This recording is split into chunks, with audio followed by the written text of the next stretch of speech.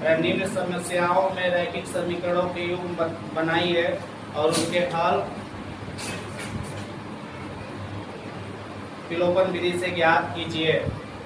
उनके हल विलोपन विधि से ज्ञात कीजिए। हम लोग देखेंगे एक्सरसाइज 3.4 का दूसरा का पहला सवाल कह रहा है, यदि हम अंश में एक जोड़ दें तथा हर में एक हटा दें तो फिर एक में बदल जाती है। अब हर मत देखो,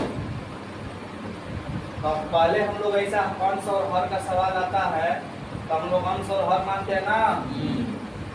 हल माना कि क्या मान लेते हैं कि अंश बराबर भिन्न का अंश x है तथा भिन्न का y, अरे भिन्न का हर y है। तो हल माना कि भिन्न का अंश क्या है, x है तथा भिन्न का हर क्या है, y है। तो इसलिए भिन्न क्या हो जाएगा बोलो तो, x बटा y। भिन्न बराबर होता है अंश बटे में हर ना। तो अंश को माने है x, हर को माने है y। अब कहेंगे प्रश्न से, प्रश्न क्या कहता है सर, जैसे जैसे कहेगा वैसा वैसा हम लोग करेंगे। कह रहा है कि भिन्न, यदि हम अंश में एक जोड़ दें तो पहले हम लोग भिन्न लिख लेते हैं। भिन्न तो हमारा प्राप्त हुआ x बटे y, यही ना। तो कह रहा है अंश में एक जोड़ दें तो अंश में एक जोड़ दो, फिर कह रहा है हर में एक घटा दें तो हर में एक घटा दो। तो कह रहा है जो प्राप्त होता है वो भिन्न व एक में बदल जाता है, तो बराबर एक कर दो। कितना करने आएगा, हाँ तो कुछ नहीं तो बटा में एक। बराबर की स्थिति में लिखी लिखा गुना होता है, x प्लस 1 में गुना करेंगे तो ये x प्लस 1 हो जाएगा, इधर गुना करेंगे तो y माइनस a। अब चर वाला को एक तरफ और बिना चर वाला को एक तरफ कर लो। x अब प्लस y को ये लगे लाएंगे तो माइनस y, माइनस 1 अब प्लस 1 के लग जाएगा तो माइनस 1। तो इसलिए x माइनस y बराबर माइनस 2 हो जाएगा। समीकरण नंबर 1 समझ में आ रहा है। तो अब ध्यान देना है हम लोग को, पुनः प्रश्न से क्या कह रहा है आगे, यदि हम हर में एक जोड़ दें, तो पहले हम लोग भिन्न लिख लेते हैं ना, x बटे में y भिन्न है। कह रहा है हर में खाली एक जोड़ दें, खाली हर में ही कह रहा है और किसी में नहीं कह रहा है, खाली हर में बोल रहा है कि एक जोड़ दे तो भिन्न जो है 1/2 में बदल जाती है, बराबर 1/2 लिख देंगे। तो क्या रहा है, तो ध्यान देना है। अब बराबर की स्थिति में तीखी तीखा गुना होगा, x में 2 का गुना करेंगे 2x, इधर गुना करेंगे y में का तो बराबर y, आप प्लस है तो प्लस, 1 में का गुना करेंगे तो 1। तो इसलिए क्या हो जाएगा 2x प्लस y ये लग जाएगा तो माइनस y बराबर 1। इसको समीकरण मान लेंगे हम 2, समीकरण मान लेंगे 2। क्या हो जाएगा या बोला, एक जैसा दिख रहा है। और जब चिन्ह एक जैसा होता है तो चिन्ह को उल्टा करने के लिए घटा देते हैं, तो समीकरण एक उस चीज को गुना करना पड़ेगा नहीं। समीकरण 1 में 2 को हटाएंगे। समीकरण 1 क्या है, x माइनस वाई बराबर माइनस 2, और समीकरण 2 क्या है 2x माइनस वाई बराबर माइनस 1। हाँ घटाने पे चिन्ह बदलता है, प्लस है तो माइनस, माइनस है तो प्लस, प्लस है तो माइनस। अच्छा घटेगा कहाँ से, 2 माइनस 2 या प्लस 1 क्या हो जाएगा, माइनस x तो क्या हो जाएगा, माइनस x से वो x बचेगा, छिपा रहता है, हाई तो कट मिल जाएगा, माइनस प्लस, आई माइनस माइनस प्लस, यानी माइनस हो जाएगा, हट गया माइनस से माइनस, इसलिए x बराबर आ गया 3। अब यहाँ से y का मान निकाल लेते हैं। तो समीकरण 1 में x का मान रखने पर, x का मान इसमें समीकरण 1 में रखने पर, तो समीकरण 1 में x का मान रखेंगे तो समीकरण 1 क्या है देख लो यहाँ पे, x माइनस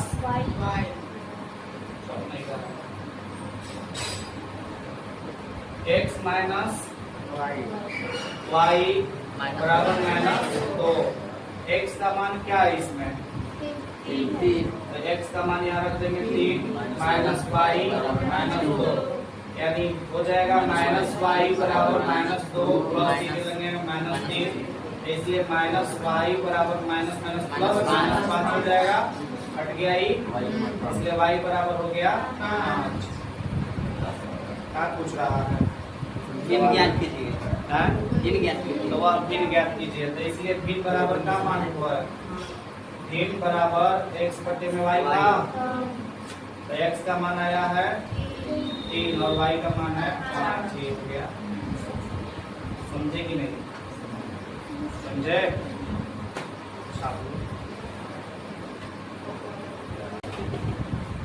तो देखना है हम लोग को, और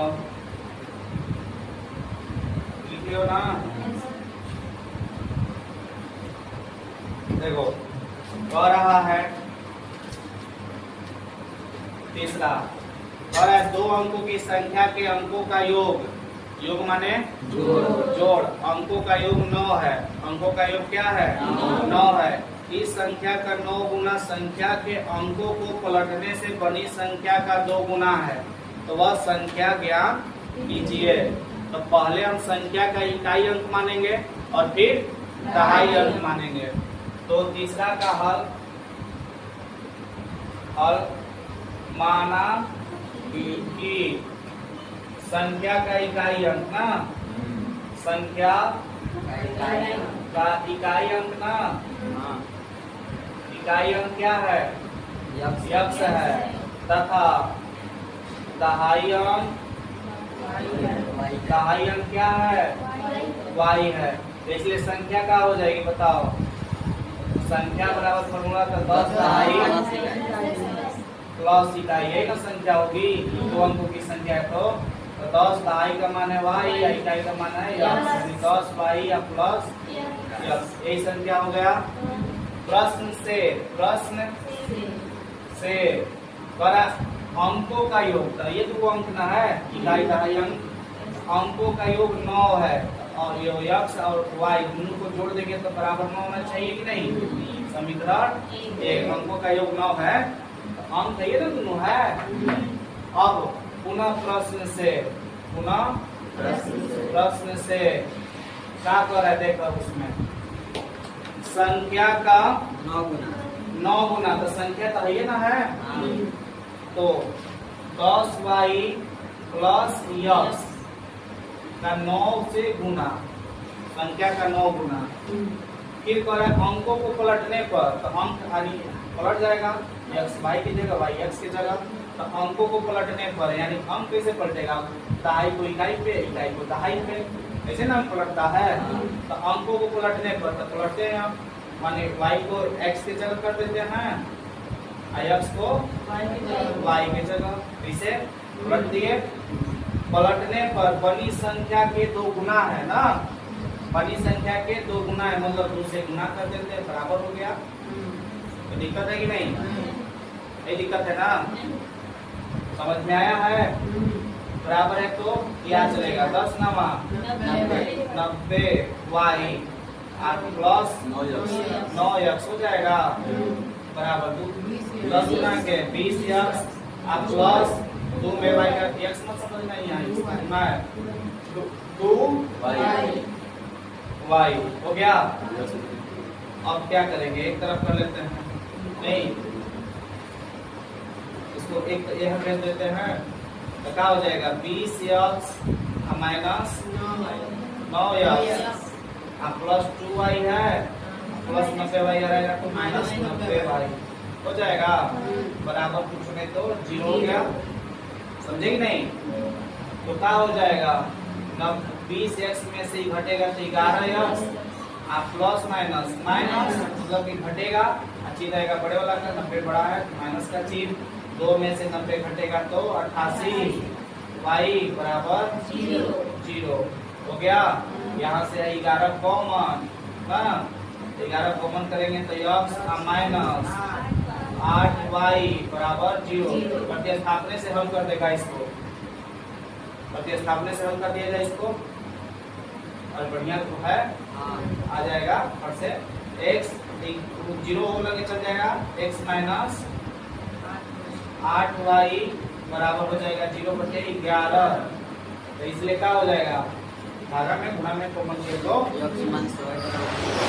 x माइनस 8y बराबर 0। तो इसलिए x बराबर क्या आ गया 8y हो गया ना। x के मान को समीकरण 1 रख देते हैं, हो जाएगा। तो x के मान को इसको समीकरण 2 कर लेते हैं ना, x के मान को समीकरण 1 में रखने पर समीकरण 1 क्या है सर, x प्लस वाई बराबर बोलो, x प्लस वाई बराबर 9 है। अच्छा x का मान क्या है 8y बराबर का मतलब यही ना हुआ, चाहे तो इसकी जगह पे रख ले चाहे इसकी जगह पे रख ले। तो x की जगह पे हम 8 रखेंगे प्लस y बराबर 9। 8 को y या 1 को y, 9 को y बराबर 9। इसलिए गुना में ना है बराबर क्यों लगे जाएगा, तो 9 हो जाएगा, 9/9 कट गया 1। इसलिए y का मान क्या हो गया, हो गया। तो इसलिए यहाँ से x का भी मान निकाल देंगे। तो अब y के मान को समीकरण 2 में रखने पर, समीकरण 2 में रखने पर हो जाएगा 2 में रख के x बराबर 8y, तो क्या हो जाएगा 8, y का मान है 1, 8 कम 8, इसलिए x बराबर भी हो गया 8। क्या पूछ रहा है, क्या कह रहा है बोलो, वो संख्या ज्ञात कीजिए, वह संख्या ज्ञात कीजिए। इसलिए संख्या हमको निकालना है ना, तो इसलिए संख्या बराबर का है 10 दहाई प्लस इकाई 10y प्लस यस, 10 y का मान क्या है सर, y का मान है 1, x का मान क्या है 8, यानी 10 1 कम 10 प्लस 8 हो गया 18 आंसर। समझे कि नहीं, समझ में आया, बोलो नहीं आया, आ गया, क्लियर हुआ। दो लाइट जला दिया जाएगा, हो सकता है। देखो पांचवा है, चौथा है। मीना 2000 रुपया निकालने के लिए बैंक गई है ना, तो हल करेंगे। माना कि 50 रुपए की नोटों की संख्या, नोटों की संख्या कितनी है, x मान लेते हैं इसको, तथा 100 रुपए की नोटों की संख्या को y, 100 रुपए के नोटों की संख्या कितनी है बराबर y है ना। तो प्रश्न से पहला तो पहले ही समीकरण बन गया, दोनों नोटों के कुल कितने नोट है, दोनों 25, दोनों नोट मिलाकर कुल 25 हुआ है, यानी 50 रुपए की नोटों की संख्या x और 100 रुपए की नोटों की संख्या y, दोनों को जोड़ेंगे तो कुल कितना नोट हो रही है 25। समीकरण 1 प्राप्त हो गया पे। अब पुनः प्रश्न से मीना को रुपया लिया है, 2000 रुपया लिया ना, तो मान लेते हैं 50 रुपया के, कहने का मतलब जैसे हम समझाते हैं तो लोगों को, देखो हम मान लेते हैं कि 400 रुपया लिए हैं, 400 रुपया लेने गए, हमको कहा कि 50 रुपया का हमको मिल गया 4 गो नोट और 100 रुपया के 2 गो नोट मिल गया। तब 50 में 4 का गुना कर देंगे, 100 में 2 का गुना कर देंगे, तो कुल टोटल पैसा हो जाएगा 400, 400 के 200 और 100 गुना के 200, नहीं है क्या 400, यानी 2000 रुपया ली है। तो हम 50 रुपया के नोटों की संख्या में जितना है उसको गुना कर देंगे, और फिर 100 रुपया के नोटों की संख्या में y पे जितना है उसका गुना कर देंगे, टोटल पैसा आ जाएगा कि नहीं। टोटल तो 2000 रुपया निकालिए ना। तो मान लेते हैं 50 रुपए की नोटों की संख्या x है, तो 50 जितना पैसा दिया हुआ उसको x से गुना कर देते हैं, टोटल पैसा हो गया 50 रुपया। कितना मिला है, अभी हम कहे ना 400 रुपया लेना है, तो 50 रुपया के नोटों की संख्या कोई दिया हमको 4 को दिया तो हमने 4 से गुणा कर दे तो 200 रुपया हो गया कि नहीं, 50 रुपया कुल मिला के। तो 50 रुपया में हम जितना नोटों की संख्या उसका गुणा कर दे रहे, टोटल रुपया आ गया। अब फिर 100 रुपया में कितना नोटा है उसका गुना करेंगे तो 100 रुपया में कितना पैसा है टोटल आ गया। जैसे 400 रुपया में 100 गो हमारा 2 गो था, तो टोटल पैसा 200 रुपया हुआ कि नहीं, 100 को मिला के। अब 50 गो रुपया मिला के जितना गुना करेंगे उतना टोटल पैसा हो गया। और दोनों को जोड़ेंगे तो 2000 रुपया आना चाहिए ना, समझे कि नहीं। तो 50 रुपए के नोटों में उसके संख्या से गुना कर देंगे, 100 रुपया के नोटों में उसके संख्या से गुना कर देंगे, टोटल पैसा हो गया। तो क्या हो जाएगा यहाँ से, इसलिए 50x प्लस 100y बराबर 2000।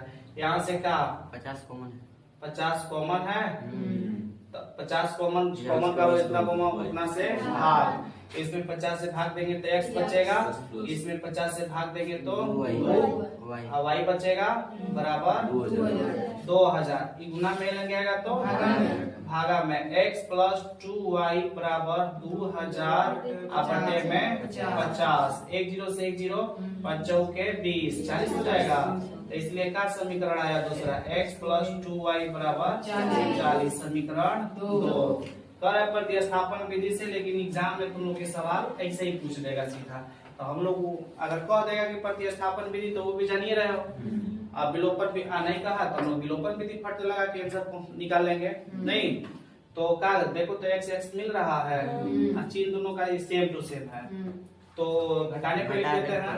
तो समीकरण 1 में 2 को घटाने पर, समीकरण 2 को घटाने पर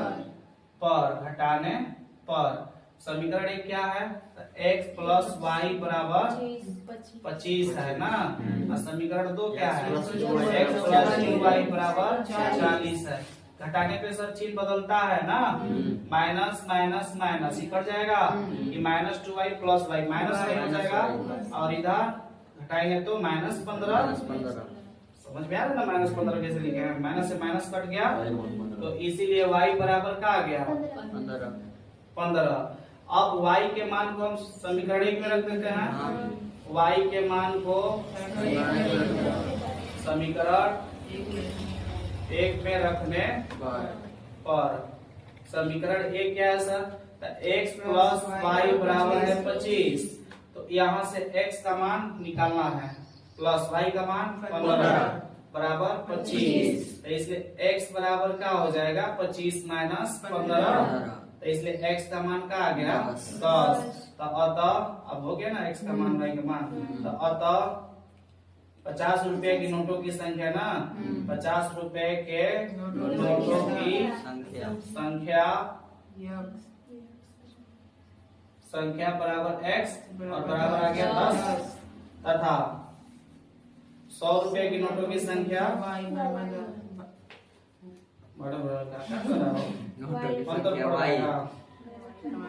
बराबर 100 रुपए की नोटों की संख्या बराबर y, और y का मान आया 15। ये हो जाएगा आंसर। ऐसे बनाओगे 1 नंबर भी नहीं कटेगा, समझे ना। 3.4 भी खत्म करें। किराए पर पुस्तक देने वाली किसी पुस्तकालय का प्रथम 3 दिनों का एक नियत किराया है तथा उसके बाद प्रत्येक अतिरिक्त दिन का अलग किराया है। सरिता ने 7 दिनों तक एक पुस्तक रखने के लिए 27 रुपया अदा किए, जबकि सुशी ने एक पुस्तक 5 दिनों तक रखने के लिए 21 रुपया अदा किए। नियत किराया तथा प्रत्येक दिन के अतिरिक्त किराया ज्ञात कीजिए। तो जिसको ज्ञात करना होता है उसी को x और y मानते हैं ना। तो मान लेते हैं हल, छठवां है ये, पांचवा का हल। माना कि पुस्तक का नियत किराया ना, पुस्तक का नियत किराया फिक्स किराया ना x रुपया है, तथा अतिरिक्त दिन का किराया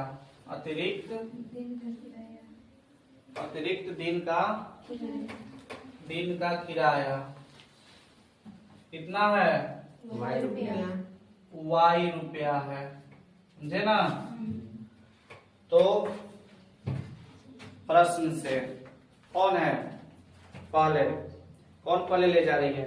समझो नियत किराया का मतलब, नियत किराया का मतलब कोई होता है, संस्था होता है, चाहे कोई भी लाइब्रेरी होता है, वो कहता है कि अगर आपको पुस्तक ले जाना है तो ले जाइए, लेकिन 3 दिन का आपको हमें पैसा जमा कर दीजिए। आप 2 दिन के बाद लेके आइए ना, लेकिन नहीं चलेगा।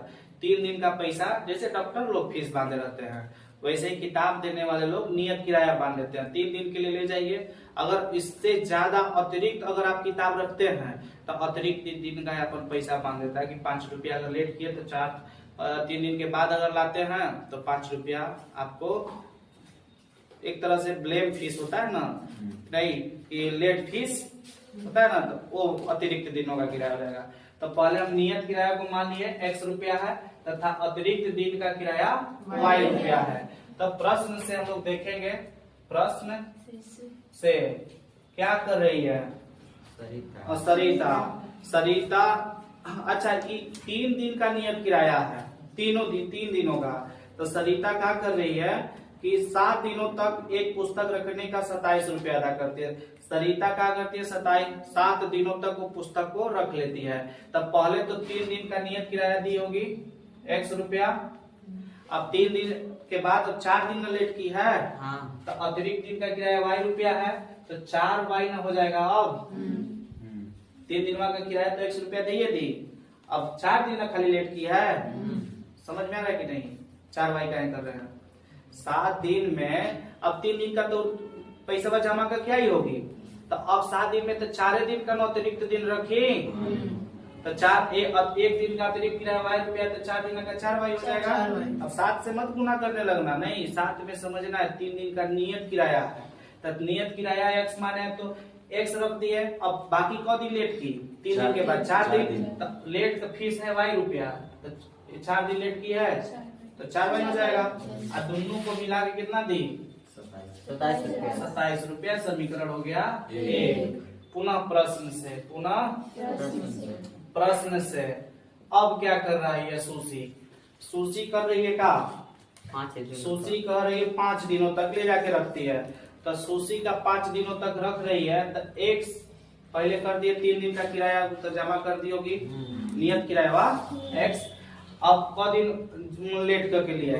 2 दिन, तो लेट फीस 2 दिन का लगेगा ना, तो 1 दिन का लेट फीस y रुपया है, तो 2 दिनों का 2y हो जाएगा।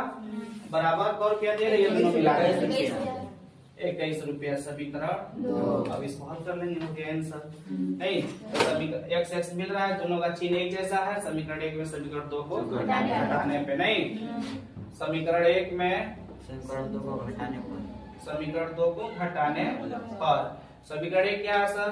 x प्लस 4y बराबर 27 है, x प्लस 2y बराबर 21 है। प्लस है तो माइनस, प्लस है तो माइनस, प्लस है तो माइनस, चिन्ह बदल जाते हैं ना घटाने पे। x से x कट जाएगा, 4y में से 2y घटेगा तो 2y बचेगा, 27 में से x घटाएंगे तो 6 बचेगा, तो इसलिए y बराबर हो जाएगा 6 में 2 3 हो गया ना, इसलिए y का मान क्या आ गया? 3। अच्छा y का मान समीकरण 1 के चाहे 2 में रख देते x का मान निकल जाता है, तो y के मान को किसमें? y के मान को समीकरण 1 में रखने पर, समीकरण 1 में रखने पर समीकरण 1 क्या है सर? x प्लस 4y बराबर 27 है। अब क्या हो जाएगा बताओ? x का मान निकालना है तो x लिखेंगे 4, ये बीच में गुना है, गुणे 3 बराबर 27, यानी हो जाएगा x प्लस 4 बराबर 27, प्लस बराबर क्यों नहीं जाता है तो माइनस में हो जाता है, तो x बराबर 27 और माइनस 12, इसलिए x का मान हो जाएगा बोलो 15 रुपया। 3 दिन का किराया कितना है? 15 रुपया है, और लेट फीस कितना है? 3 रुपया। तो अतः हम क्या मानेंगे? अतः लिख देंगे पुस्तक का नियत किराया, पुस्तक का नियत किराया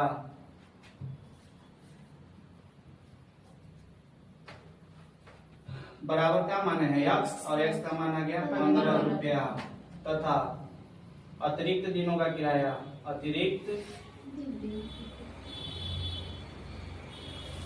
दिनों का किराया किराया कितना है y और y का मान आ गया 3 रुपया। समझ में आया? ये हो गया आंसर। समझे कि नहीं? आसान है ना? हाँ छाप लगा। नियत किराया समझ में आ गया है?